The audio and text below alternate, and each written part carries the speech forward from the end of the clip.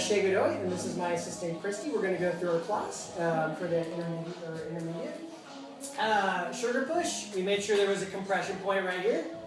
Oftentimes when we do our swing, sometimes we'll just go through the motions and we won't actually complete that compression point when we need to.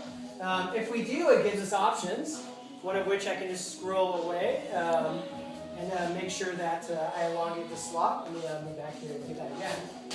So I can keep this compression point and move away, start it over. I could add weight changes if I want to. I didn't really teach the weight changes or scrolling. Once again, the point was just to make sure there was a compression point to begin with. With the left side pass, what we did is we added just a man stroke.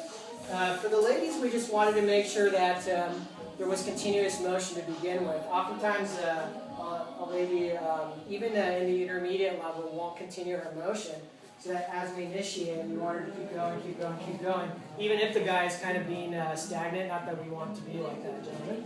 And then for a whip, we made sure that there was a slight angle. Of course, my back's to you. Let's try it again from here. With the whip right here, I made sure I have just a slight angle right here. I'm still engaging my frame and keeping my frame.